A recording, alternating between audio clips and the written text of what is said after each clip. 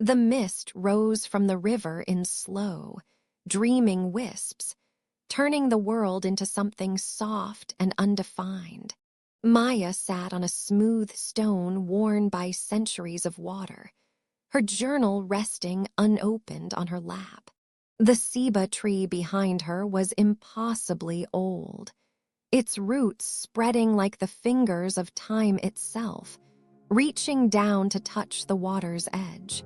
Somewhere in the canopy above, a toucan called out, its voice echoing across the stillness.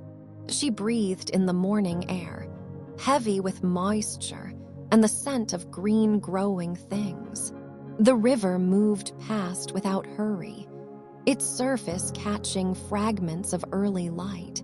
Small fish darted in the shallows, their silver bodies flashing and disappearing.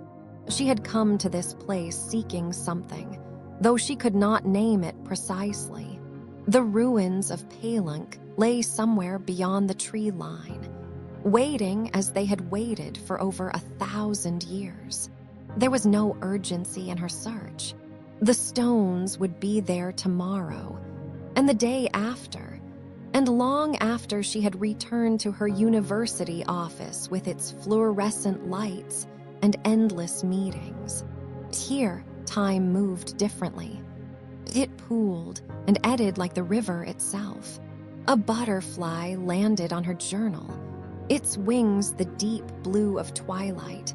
She watched it rest there, opening and closing its wings in a rhythm like breathing. The jungle was waking slowly around her. Birds called to one another in languages she was only beginning to understand. Leaves rustled in a breeze, so gentle it barely stirred her hair. She thought about the people who had lived here once, who had built temples to touch the sky and carved stories into stone. They had watched this same river, perhaps from this same spot. They had seen these same ceiba trees, though younger, reaching upward. The continuity of it settled something in her chest. Her colleagues had questioned this journey, asking why she needed to come alone, why she insisted on approaching the ruins on foot rather than by vehicle. How could she explain that the walking was the point?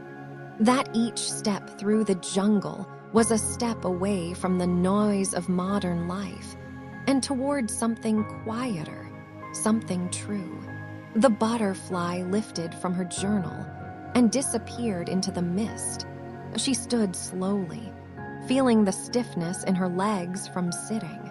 The stone had left an impression on her skin that would fade. Everything faded, given time. She picked up her small pack, checking that her water and notebook were secure. The path ahead was narrow, barely visible among the undergrowth. She had studied maps for months, had spoken with local guides who knew every bend of the river and every overgrown trail. But now, standing at the threshold, she realized that no map could capture this feeling. The jungle breathed around her, patient and ancient. She took her first step onto the path, leaving the river behind. The sound of water faded gradually, replaced by the soft crunch of leaves beneath her feet and the distant call of howler monkeys greeting the day. The canopy had closed overhead, filtering the sunlight into a green-gold glow that fell in patches on the forest floor. Maya walked slowly, placing each foot with care on the uneven ground. Roots crossed the path like sleeping serpents, their bark smooth from the passage of countless feet over countless years. She wondered who else had walked this way. Merchants carrying cacao beans, perhaps, or priests making pilgrimages between cities. The jungle held their memory in its soil.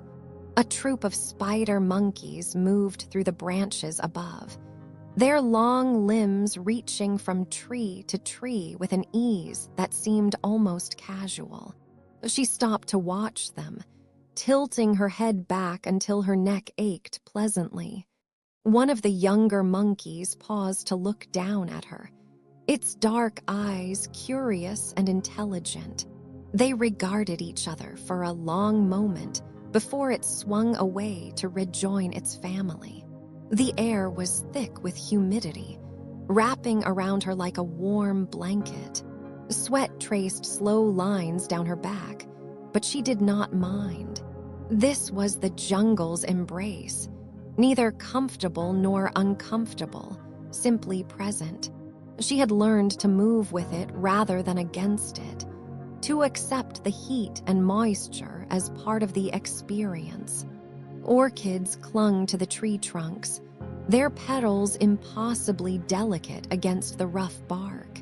She paused beside one, admiring the way its white flowers seemed to glow in the filtered light. Nature's patience amazed her.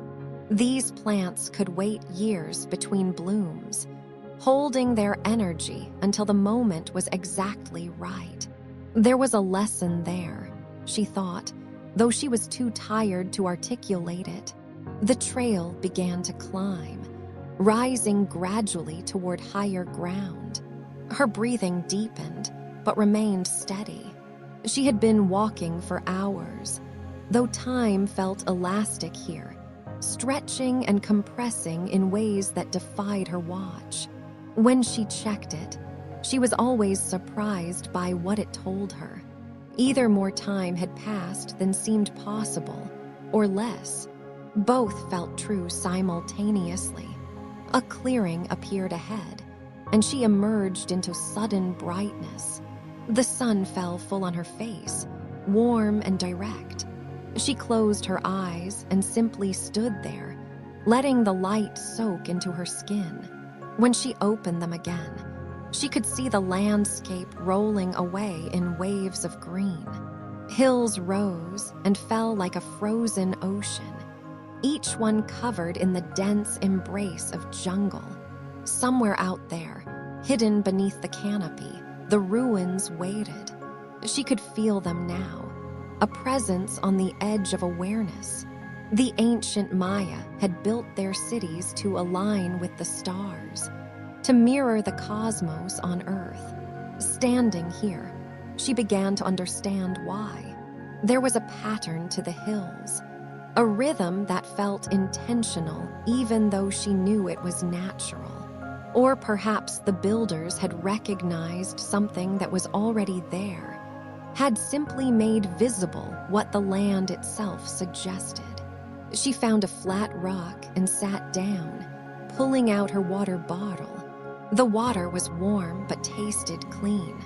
She drank slowly, letting each swallow settle before taking the next. A hummingbird appeared, hovering impossibly still in front of a flowering vine. Its wings beat so fast they blurred into invisibility, creating a soft humming that gave the bird its name. She watched it feed, its long beak reaching deep into each blossom. After a few minutes of rest, she stood and returned to the trail. The path descended now, leading down into a valley where the air grew even thicker and the light even more diffuse. The sound of water reached her before the sight of it, a gentle splashing, rhythmic and soothing, that drew her off the main path and down a smaller trail barely wider than her shoulders. The undergrowth pressed close, leaves brushing against her arms and leaving traces of moisture on her skin. She moved slowly, parting the vegetation with gentle hands, until suddenly the jungle opened up and she stood at the edge of wonder. The cenote was a perfect circle of water, perhaps 30 feet across, cradled in limestone walls covered with moss and trailing plants. The water itself was impossibly clear, revealing every stone and root beneath its surface. It glowed with an inner light, reflecting the sky visible through the gap in the canopy above. Maya knelt at the water's edge, trailing her fingers through the coolness. The temperature difference was shocking after the jungle's heat, sending a shiver up her arm that felt like relief. Small fish moved in the depths, their scales catching the light. She recognized them as mollies, descendants of fish that had lived in these waters for thousands of years. The Maya had considered cenotes sacred, portals to Xibalba, the underworld. Looking into this one, she could understand why. There was something about the stillness of the water, the way it held both surface and depth simultaneously, that felt liminal, a threshold between worlds. She removed her sandals and dangled her feet into the water, gasping softly at the coldness. After a moment, the chill became pleasant, even necessary. She could feel the day's heat and fatigue draining away through her feet, carried off by the water's gentle current. The cenote was fed by underground rivers. She knew, vast networks of water flowing through the limestone beneath the jungle. What she saw was merely the surface of something much larger and more complex. Around the cenote, ferns grew in thick profusion, their fronds creating patterns of shadow and light on the water's surface. A small waterfall trickled down one wall, adding its voice to the general quiet. The sound was like a lullaby, barely audible but constant, a heartbeat of stone and water. She noticed carvings on some of the rocks, worn almost smooth by time and moisture, but still visible if she looked carefully. Glyphs that might have marked this place as special, as worthy of reverence. She traced one with her finger, feeling the grooves cut by hands that had turned to dust centuries ago. The connection moved through her like a current. A dragonfly landed on her knee, its body an iridescent blue-green that seemed to contain all the colors of the jungle, condensed into one small form. She stayed perfectly still, watching it groom its wings with delicate precision. When it flew away, she felt honored to have been chosen as a resting place, even briefly. The light was changing, growing softer and more golden as the afternoon aged toward evening. She knew she should continue on, should make progress toward her destination. But the cenote held her in its peaceful gravity. Sometimes, she reflected, stopping was its own kind of progress. She pulled a mango from her pack, one she had bought in the village that morning. The flesh was sweet and sticky, juice running down her chin despite her care. She ate slowly, savoring each bite, watching the play of light on water. When she finished, she washed her hands in the cenote, watching the water carry away the sweetness. A family of coatis appeared on the opposite bank, their long noses twitching as they investigated the rocks. They paid her no attention, absorbed in their own business.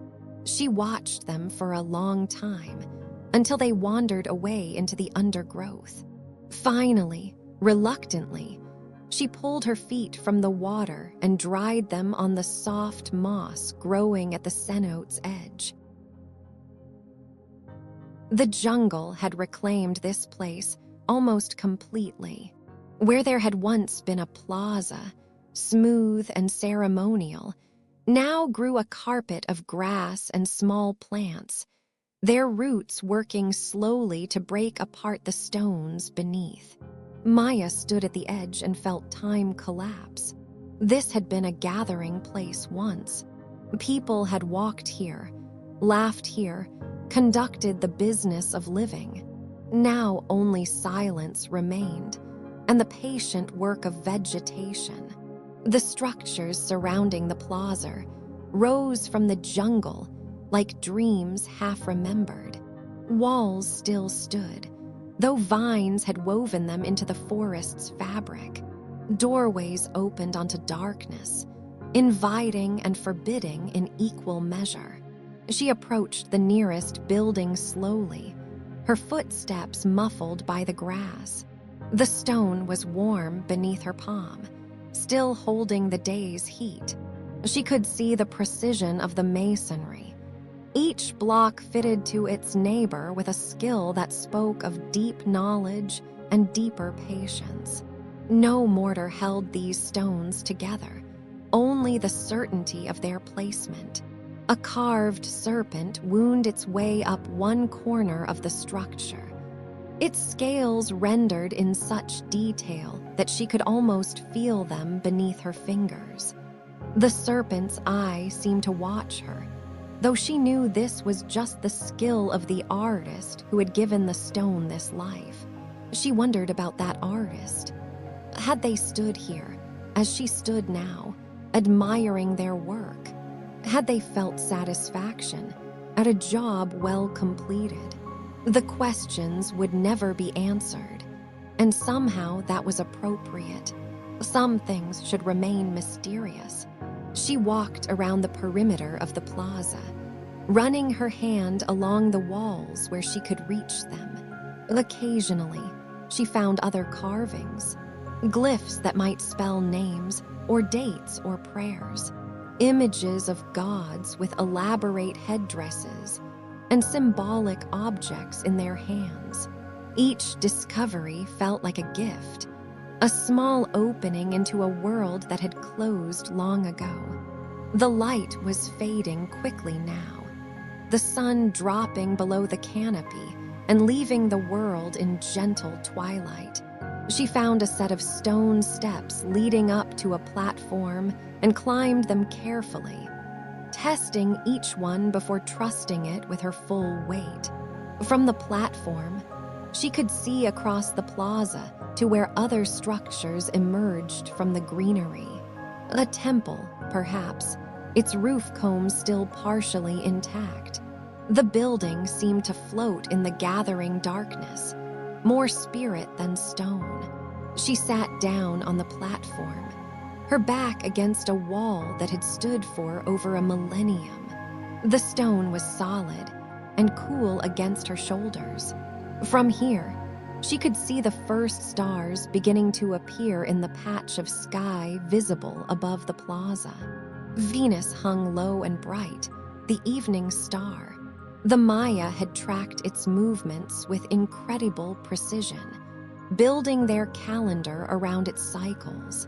She thought about that devotion to observation, to the patient recording of celestial patterns. What would it be like to live in such close relationship with the sky? To know the stars as intimately as she knew her own street? A nightjar called from somewhere in the ruins, its voice carrying across the empty plaza. Another answered from the jungle beyond. She listened to their conversation, understanding nothing but feeling its meaning nonetheless. This was their territory now, theirs and the coyotes and the spider monkeys, and the countless insects singing their evening songs. The ruins belonged to life, not to the past.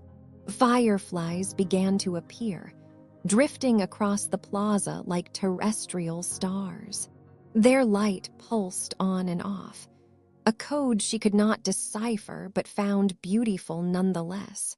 She watched them trace patterns in the air, each one following its own path, but all of them part of the same dance. This was why she had come, not just to study or to document, but to sit in places like this and feel the weight of time, the continuity of existence. She entered the temple carefully, her headlamp casting a narrow beam into the darkness. The doorway was low, forcing her to duck, and the sudden coolness inside made her shiver after the warmth of the evening. The air smelled of stone and earth, and the slow decay of centuries. Her light found the walls, and she gasped softly. Murals, faded and damaged by time and moisture, but still visible, still speaking across the gulf of years. She approached slowly, reverently, directing her light across the painted surface. The colors that remained were muted now, earth reds and blacks, and traces of blue that might once have been brilliant. Figures processed across the wall in formal arrangements, nobles or priests, their bodies adorned with elaborate costumes and jewelry rendered in careful detail. Some held objects she recognized from her studies, offerings, perhaps, or symbols of authority. Others held things she could not identify, mysteries that would remain such. She moved along the wall, following the narrative the ancient artists had created. Here, a ruler sat on a throne, receiving tribute or dispensing justice. There, a ceremony unfolded, participants engaged in rituals whose meaning had been lost. The faces of the figures were serene, their eyes forward-looking, their postures dignified. She wondered what they would think, these long-dead lords and ladies, if they knew their images still persisted while their names had been forgotten. The floor was uneven, centuries of debris and settling stone creating a landscape of small hills and valleys. She picked her way across it carefully, not wanting to disturb anything or risk a fall in the darkness. Her light caught a piece of pottery half buried in the dirt, its rim decorated with a simple geometric pattern. She knelt beside it, brushing away the soil with gentle fingers. The ceramic was cool and smooth, remarkably intact despite its age. She could see where the potter's hands had shaped it, could imagine them at their work, fingers skilled and certain. This vessel had held something once, water or corn or incense.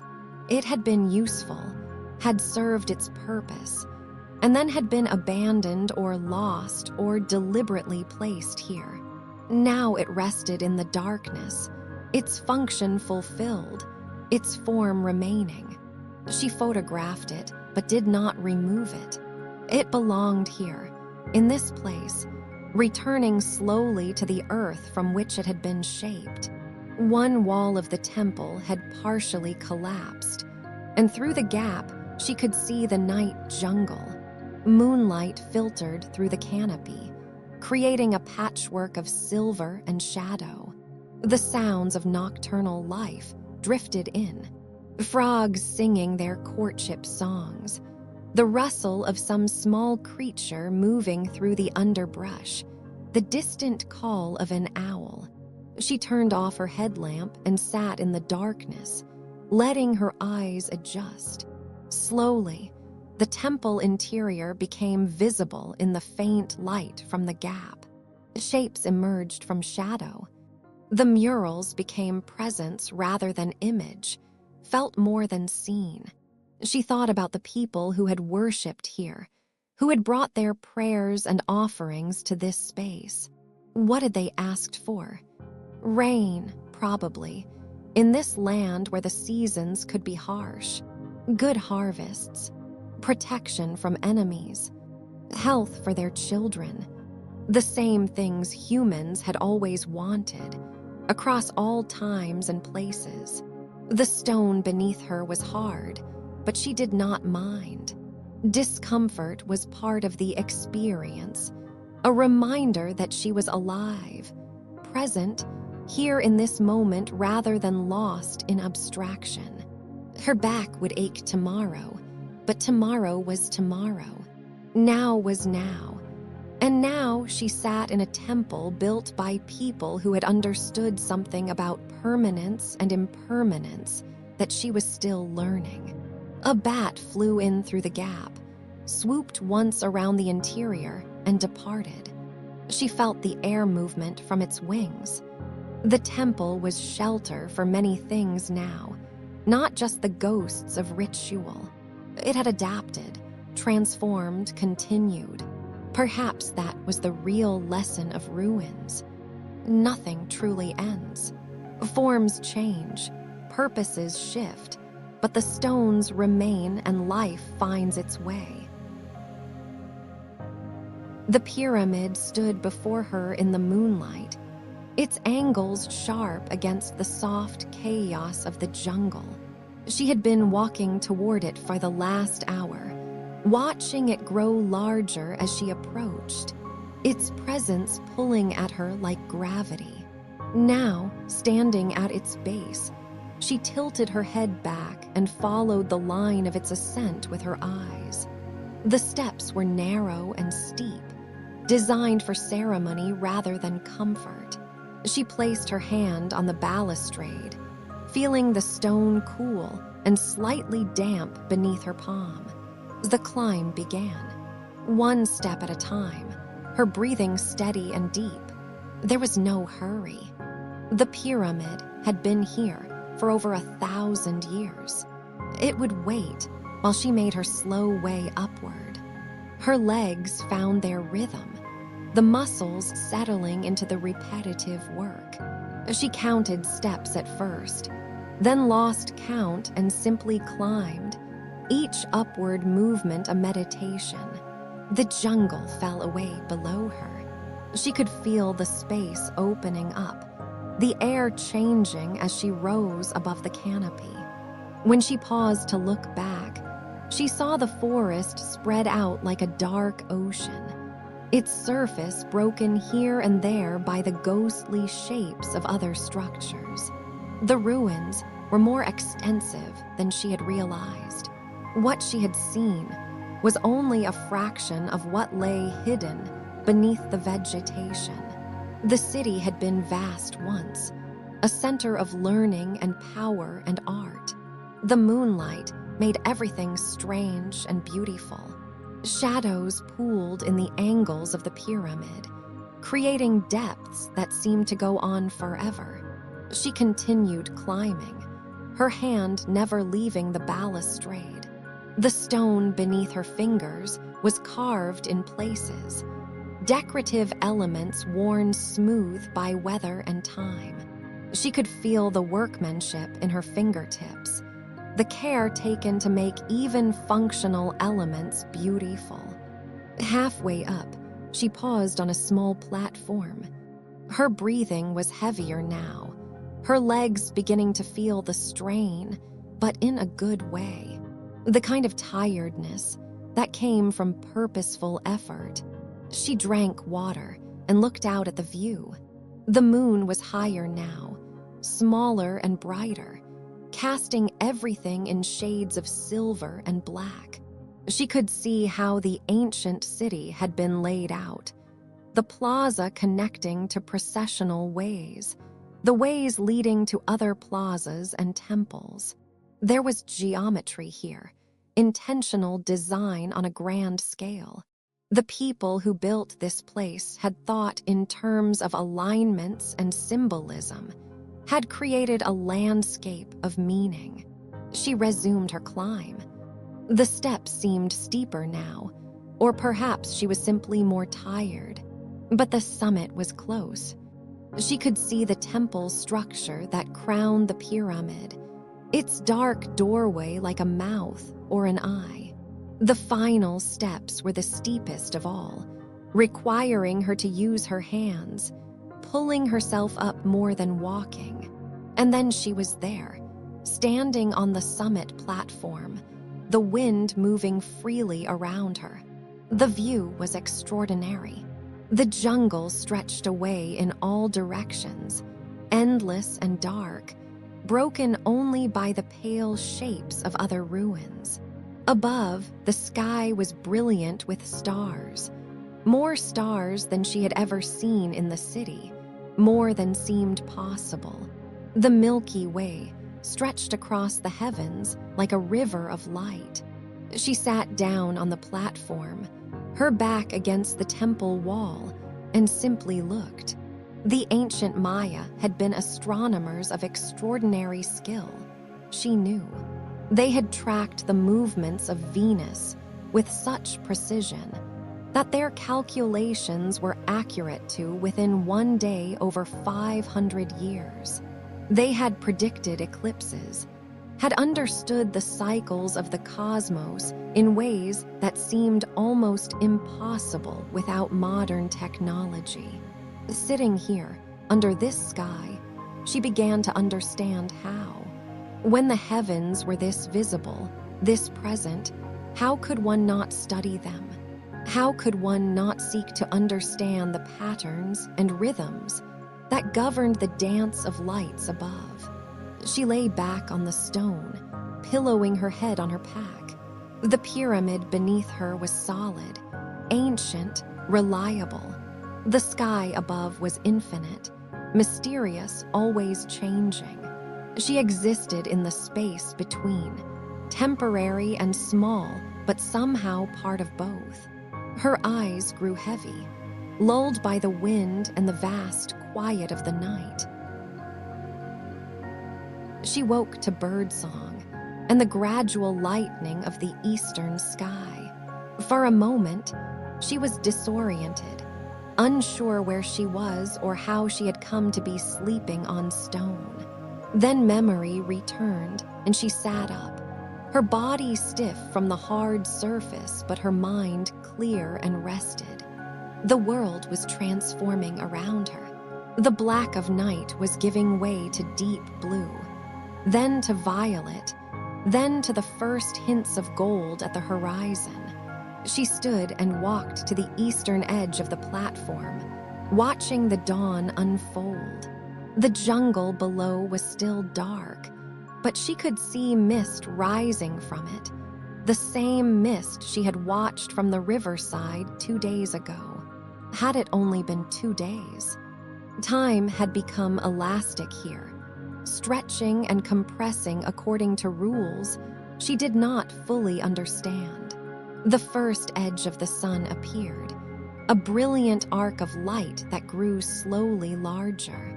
She watched without blinking, letting the light wash over her. The ancient Maya had measured their days by the sun's movements, had built their temples to align with its rising and setting at specific times of year. Standing here, she felt connected to that practice, to the attention they had paid to the rhythms of light and dark. As the sun rose higher, color returned to the world. The jungle below transformed from black to green, revealing its texture and depth. She could see individual trees now, could distinguish the taller emergence from the denser growth beneath. Birds began to fly, dark shapes moving across the lightening sky. A flock of parrots passed close enough that she could hear the rush of their wings. The temple behind her began to glow as the sun found its stones. She turned to look at it properly for the first time in daylight. The structure was smaller than some she had seen in photographs, but beautifully proportioned.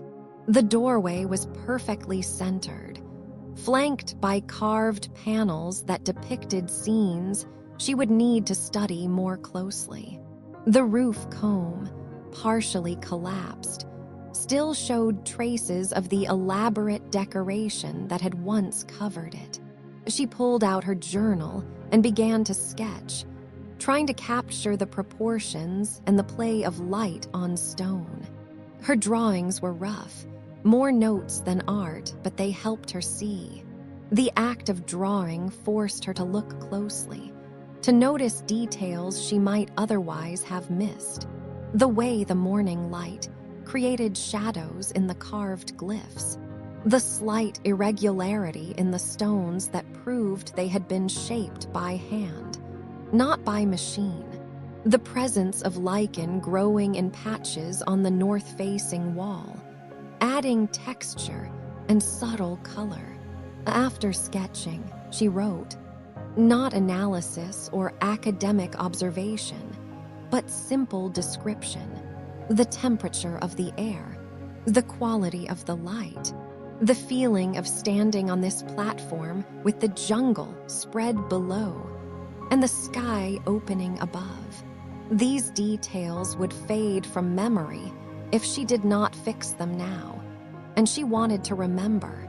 She wanted to be able to return to this moment in the future, to recall what it felt like to be here, in this place, at this time. Her stomach reminded her that she had not eaten since the mango at the cenote. She pulled out her provisions, dried fruit and nuts, a tortilla that had gone slightly stale but was still edible. She ate slowly, chewing each bite thoroughly, tasting the sweetness of the fruit and the salt of the nuts. Simple food, but satisfying. While she ate, she watched the jungle come fully alive. The mist burned off as the sun climbed higher. Sounds that had been muted in the dawn grew louder and more distinct. Howler monkeys roared their territorial claims. Birds called and answered. Somewhere, a troop of spider monkeys moved through the canopy, shaking branches and chattering to each other. The life of the forest went on, indifferent to her presence, following rhythms that had nothing to do with human concerns. She finished eating and packed away her things. The descent would be easier than the climb, she hoped, though she would need to be careful on the steep steps. The courtyard revealed itself gradually as she cleared away some of the vegetation that had grown across its entrance.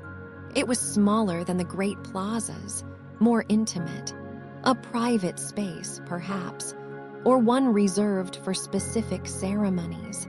She stepped inside and felt the temperature drop slightly. The walls created shade, and something about the arrangement of stone seemed to trap coolness and hold it. In the center of the courtyard stood a well, its stone rim worn smooth by the countless hands that had gripped it over the centuries.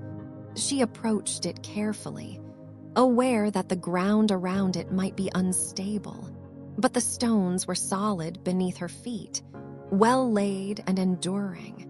She peered into the well's darkness, unable to see the bottom. The scent of water rose from the depths, clean and mineral. She dropped a small pebble and counted. 1, 2, 3, 4. The splash came on 5, distant but distinct. Deep, then. A reliable source of water, which explained why the city had been built here. Water was life, especially in the dry season when the rains failed and the surface sources ran low. She imagined people gathering here daily, lowering vessels on ropes to draw up the cool water from below. Children playing while their mothers worked. Elders sitting on the stone benches that lined the walls, exchanging news and gossip and wisdom. The well would have been the heart of the community, the place where paths crossed and lives intersected. She sat on one of the benches, feeling the stone beneath her legs. The surface was slightly concave, worn by the weight of countless bodies over countless years. She added her own small contribution to that wearing, knowing it would make no measurable difference, but feeling the connection nonetheless. Above, the sky was a brilliant blue, framed by the courtyard walls. A few clouds drifted across, white and slow-moving. She watched them change shape, dissolving and reforming according to invisible currents in the air. Cloud watching was a luxury of time, something she rarely allowed herself in her usual life. But here, now it felt necessary. A way of slowing down, of matching her internal rhythm to the pace of the natural world. A lizard appeared on the wall across from her, its body a bright green that seemed to glow against the gray stone. It moved in quick bursts, pausing between movements to taste the air with its tongue. She watched it hunt, saw it snap up an insect too small for her to see. The efficiency of it, the perfect adaptation of form to function, struck her as beautiful.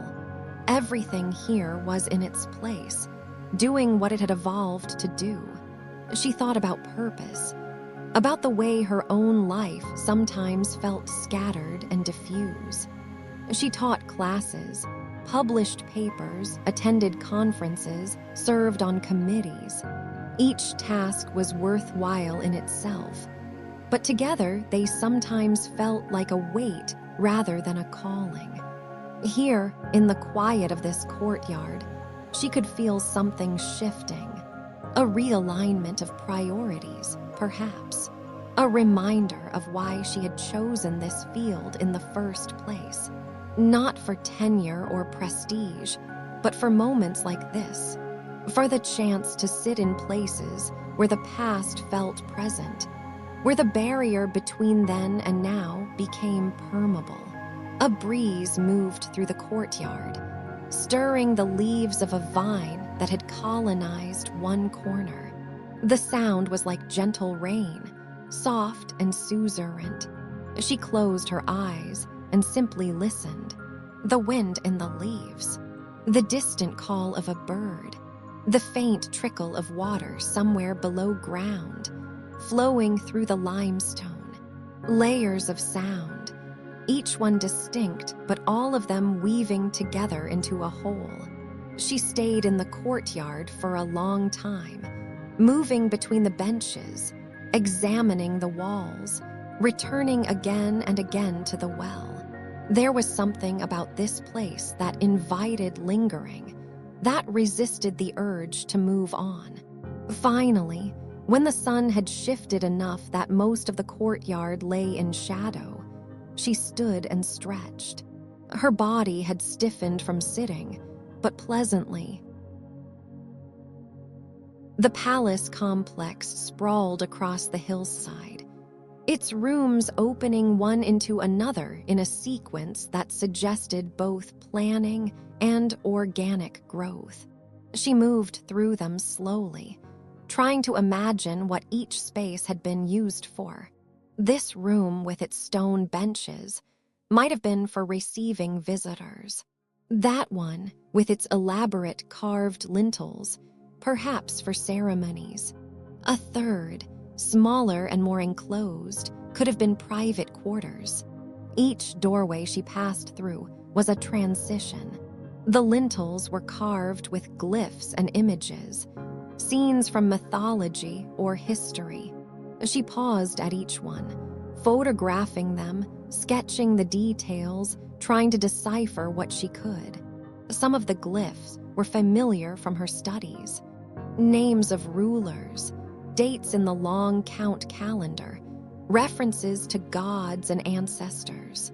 Others remained opaque, their meanings lost or not yet recovered by modern scholarship.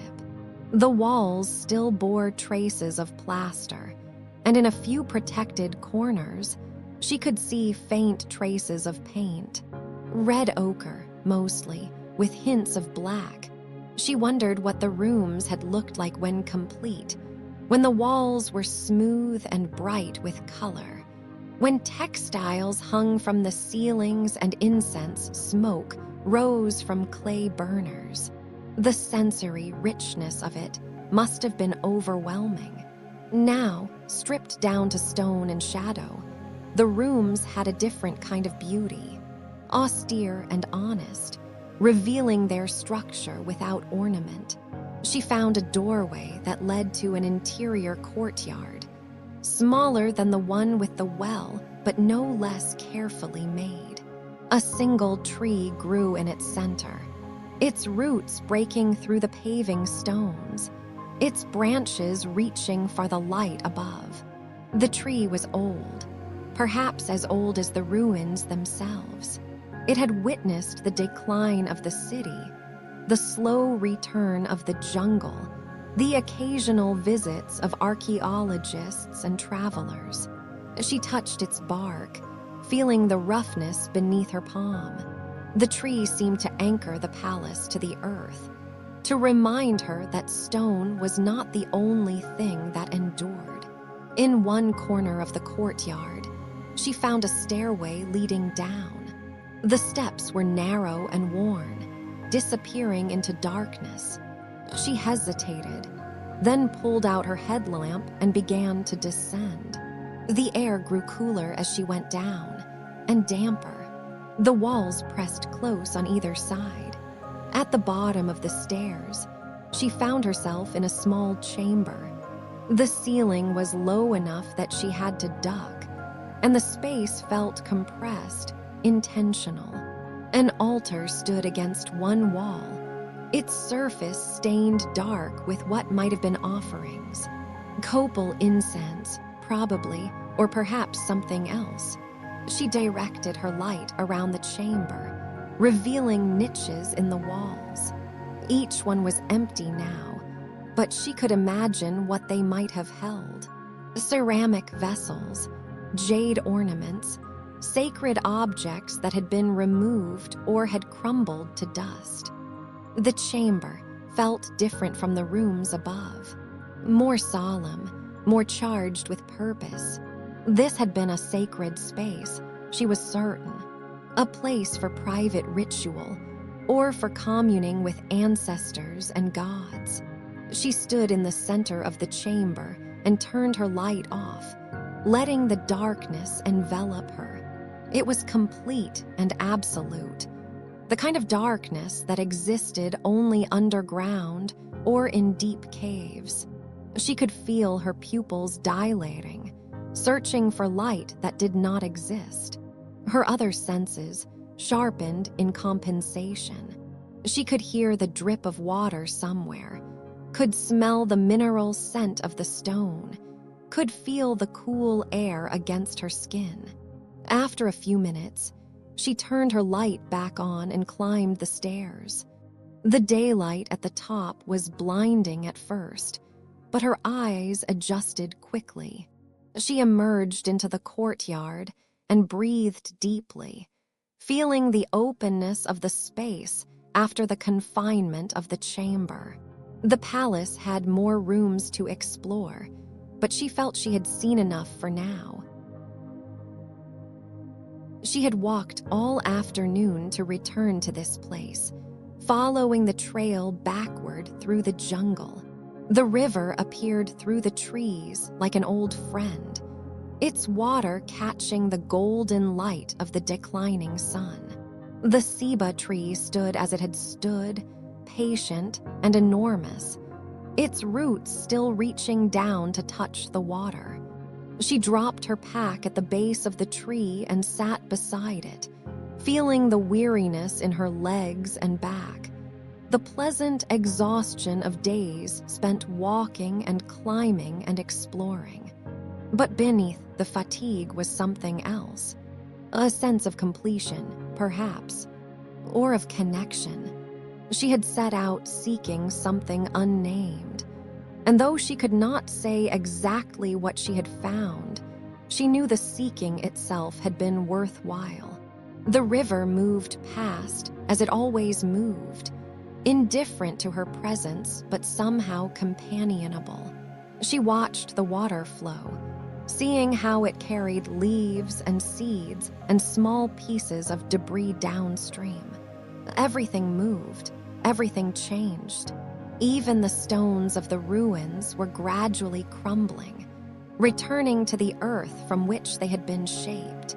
Impermanence was the only constant. A heron landed on the opposite bank, its movements deliberate and graceful. It stood in the shallows, perfectly still, watching the water. Then, in a movement almost too quick to see, it struck, coming up with a small fish in its beak. The fish flashed silver once before disappearing. The heron swallowed and returned to its watching. Life feeding on life, the endless cycle continuing. The sun touched the horizon, and the quality of light shifted. Everything became softer, warmer, more forgiving. The ceiba tree's leaves turned gold, then copper, then a deep bronze. She could hear the night sounds beginning as the day sounds faded.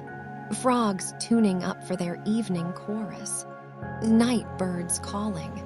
The subtle rustle of nocturnal creatures emerging from their daytime rest.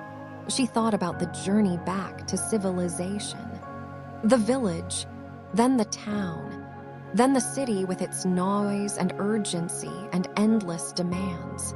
The thought did not distress her as it might have before. She would return different from how she had left, carrying something of this place inside her. The memory of quiet mornings and long walks, the feel of ancient stone beneath her hands, the sight of stars more numerous than seemed possible. These things would sustain her, would remind her of what mattered when the daily obligations threatened to overwhelm. She pulled out her journal one last time and wrote by the fading light. Not analysis or description, but something simpler. Gratitude. For the journey, for the ruins, for the jungle and the river and the tree, for the chance to step outside of time for a little while, to touch something older and perhaps wiser than herself.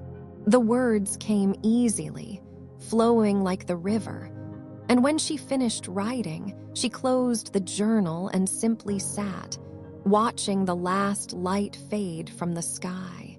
The first stars appeared, Venus, bright and steady, then others, fainter but no less present.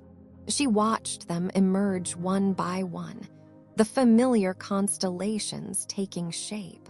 The same stars the ancient Maya had watched, though they had called them by different names and woven them into different stories. As full darkness fell, fireflies began to appear over the river, their lights pulsing in the warm air. She watched them dance, remembering the fireflies in the plaza, the way they had seemed to mirror the stars above. Everything connected, the microcosm and the macrocosm, the moment and eternity. She lay back against her pack, using it as a pillow, and let the river's sound wash over her. Tomorrow, she would begin the journey home.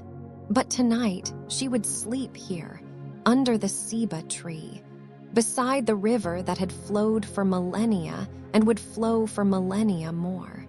She closed her eyes and felt the earth solid beneath her, the air soft against her skin. The jungle breathed around her, patient and ancient. She breathed with it, her rhythm slowing to match its own, until there was no difference between her breath and the world's breath. And she drifted into sleep with the sound of water in her ears and the scent of green growing things in her lungs, and everything was exactly as it should be.